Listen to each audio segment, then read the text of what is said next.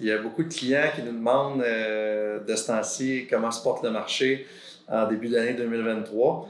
Donc, je vais vous parler en petit résumé rapide des chiffres de fin d'année 2022, puis comment on voit l'horizon de cette année. C'est sûr que le dernier trimestre de 2022 a été difficile au niveau des statistiques. On a eu énormément de baisse au niveau des ventes. On parle de plus de 30 à 40% de baisse, pas au niveau de la valeur, mais au niveau du nombre de ventes. Et au niveau des valeurs, ben nous, sur la Rive-Sud de Montréal et un petit peu en région métropolitaine, là, on parle, selon nos statistiques ici à l'interne de l'équipe, là, d'un 10% de baisse là, sur certains produits à 15%.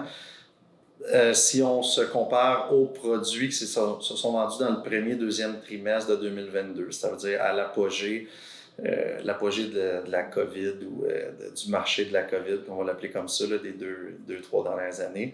Donc, c'est sûr qu'en février, mars, avril, mai 2022, ça a été les prix de vente les plus élevés qu'on n'a jamais vus. Puis, à partir de ce summum-là, ben là, on a eu une baisse progressive qui est un peu en corrélation avec la hausse des taux d'intérêt. On est passé d'un taux directeur de 0,25 à 4,25% en dedans de 8 mois. Fait qu'on ne s'attendait pas à ce que le marché réponde de façon très positive.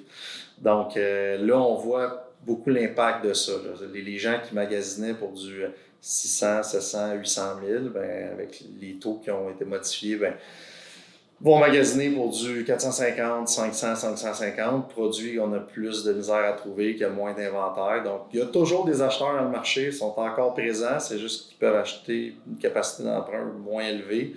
Donc, c'est ça. C'est ce qui fait que là, on a un petit débalancement. Si on regarde tout ça, c'est sûr que là, le marché, il va être un petit peu plus tranquille parce que tout le monde a un petit peu le pied sur le frein. Les vendeurs sont habitués à avoir un gros prix, à avoir beaucoup d'activités, beaucoup de visites, beaucoup d'offres. Ça a beaucoup diminué dans les braquettes de prix un peu plus hautes. Il y a beaucoup plus d'inventaire sur le marché. On n'avait pas beaucoup d'inscriptions dans les 2-3 dernières années pour toutes les raisons que vous connaissez avec la COVID. Là, on a beaucoup d'inscriptions sur le marché, beaucoup d'inventaire. Donc, les gens, nous, à l'interne, on dit, n'ont pas le fusil dans les mains. C'est-à-dire, ils veulent voir plusieurs propriétés, veulent se donner plusieurs options avant de prendre une décision, déposer une offre. Donc, ça crée que le marché est un petit peu plus au ralenti. Par contre, les bonnes nouvelles vont commencer à venir. Là, je crois qu'il y a eu beaucoup d'articles là, qui ont sorti dans les journaux sur les économistes des banques, comme quoi on s'en va vers une stabilisation du taux directeur. Et fin 2023, début 2024, possiblement une baisse des taux qui s'en vient. Donc, les gens commencent à entendre des bonnes nouvelles au niveau des taux d'intérêt. Là. Ça arrête de monter. Et on a également la nouvelle loi sur les non-résidents qui ne peuvent plus acheter là, sous certaines conditions, qui fait que les acheteurs étrangers de l'extérieur qui moussaient beaucoup le marché de Montréal, pour les 2 prochaines années, il y a un moratoire là, du gouvernement à ce niveau-là. Fait que ça va ralentir un petit peu les ventes dans la grande métropole.